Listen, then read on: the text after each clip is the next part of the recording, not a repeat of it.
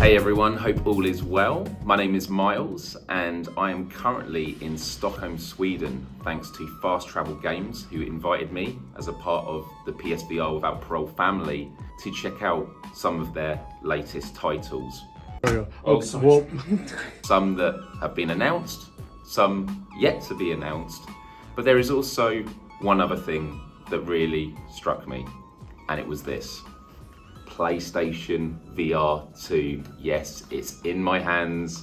I've worn it. I've played Cities VR in it, and I have some impressions, believe it or not. And so I thought I would just share them with you now. Free flowing, right? So my first thought with this was, wow, the headset is incredibly light. When I wore it, very quickly, I didn't even notice I was wearing a headset anymore. But it's not just about the headset. The controllers, which we have here, are super light, super nimble, and with the sense technology in them, the haptics are great. Obviously a title like Cities VR isn't going to have a huge range of textures, but when you're navigating menus, when you're scrolling across the map, you feel it, and it feels subtle, nuanced, and interesting. But it did mean for a game like that, haptics in the headset I haven't experienced, and that is something I am looking forward to in future. Now, a little bit of trivia about me, and I know some of you will laugh out there. When I was here, it wasn't only my first time experiencing PSVR2, but I'm someone that's actually never tried the Quest. And so it actually made for a great opportunity to compare what has come before. I'm very well adversed with PSVR and all the limitations there. And two real distinct differences. One was with the pass-through technology. On this, the fidelity was impressive. And it also had really great depth perception. And I know that might sound obvious to people, but when you put it on, you kind of get a sense that you're going to look around the room as an image that gives a general sense of where you are. But no, all the items in the room have that depth, have that presence. And me and Cass did a quick experiment where she tried to high-five me and did it perfectly. There you go. So it's, yeah, it looks... It's perfect. Yeah. Great depth correctness, everything. And it doesn't mess up your hair too much. It doesn't? No. The other thing was the tracking. Now, when playing on Quest titles, inside-out tracking far superior to light tracking, as we have long known with the Move controllers. But, you know, it was incredible to experience that. But when jumping on PSVR 2, the tracking on these is buttery smooth. And when you include the fact that you have much higher fidelity, you know, there's much more clarity in game, there's a risk that therefore it means that any jitteriness would be a lot more accented and pronounced, and it was just smooth the way you turned it. I didn't have any tracking issues at all. And speaking with the devs here about this technology, there's just a real sense of excitement that this is the new benchmark for virtual reality, not just a benchmark for the way that we experience our games, but the benchmark also for which developers can develop for them as well. It's not to say that other headsets aren't going to be important, but when you have things like the eye tracking, when you have things like the haptics in the headset and the sense controllers, these are all things that just expand the opportunities of creating the characteristics we look for when it comes to virtual reality. A sense of presence, a sense of immersion, a sense of curiosity, and exploring these virtual worlds that are becoming increasingly more real in how they feel. Now, one other thing I would mention was setting up your eye positioning. So when you're actually in the mode, you have this button here, and that is like with the PSVR, that can bring it in and bring it out. But then you have this one here, which actually makes the lenses go closer together, and it was incredibly quick to set up.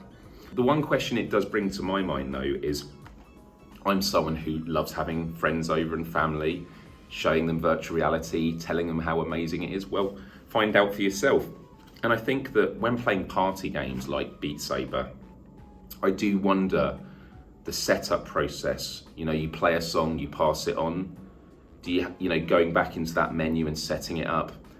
I hope that there is going to be an ability to maybe set up temporary guest profiles or something, just so that you can flick between them quickly, but I don't think that is going to be possible.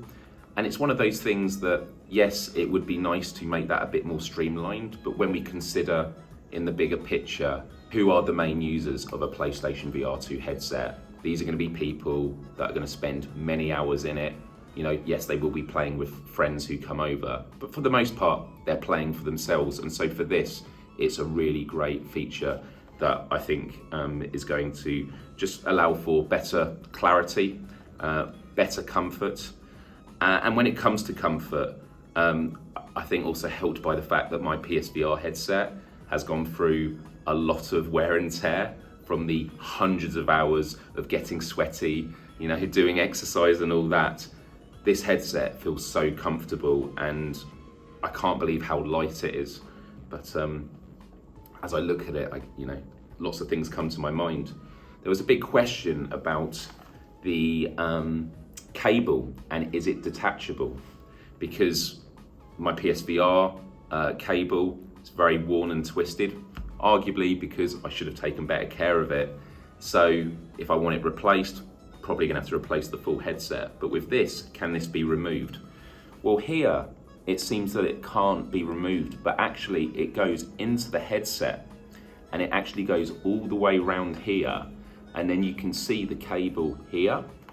It goes all the way through across here that I can see it, and then, and I'll probably have to show it in another camera angle, you have the PlayStation Shapes logo there, and that is clearly, I don't want to pull it, but I think that is where it can be detached.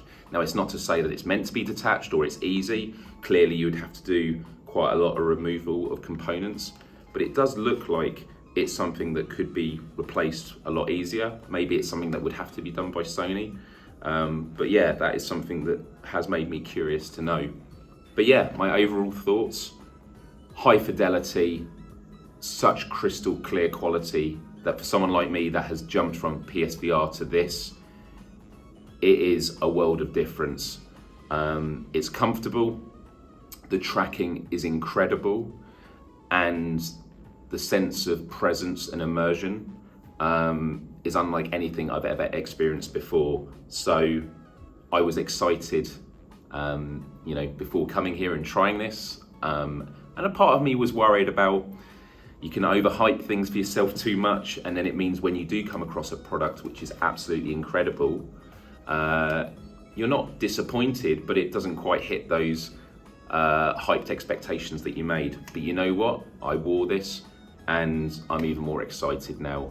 February 22nd is going to be a very special day for VR gamers all over the world. And speaking with fellow VR content creators here, many of whom maybe use Quest as their preferred device, they're all very, very excited about this as well. So whether it's, VR gamers outside the PlayStation ecosystem, whether it's PlayStation VR gamers or its developers, everyone is super excited. And I think that for us, 2023 is going to be a very special year indeed.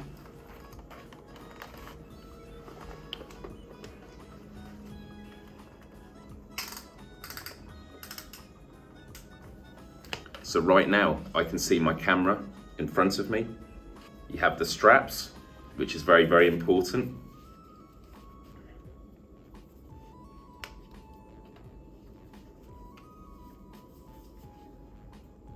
There was a real question about the pass-through technology, if it was going to be something you really want to use. Like if I want to grab my phone, I'll just pull it away and do that. But like setting up the controllers now in your hand, that's quite an important part of it. And so having this pass-through and being able to make sure you've got the straps on, there's nothing worse trying to take a headset off while you've got controllers in your hand, so you can take these off first. I think that this is really useful. But these controllers, they feel super light. Got the grips and then you got the triggers. I'm not going to be great with the terminology off the top of my head right now. Having analog sticks is going to be absolutely wonderful. And yeah, the overall thing is just so comfortable, light, and hey, I feel like I'm home. So thank you very much for watching these first impressions. Be sure to hit the like button, subscribe to PSVR without Parole for all things in the world of PlayStation VR, ring the bell to be notified, and for my own personal channel, youtube.com/Myles, which is MYLES. Subscribe to me over there. Much love, and bring on February 22nd.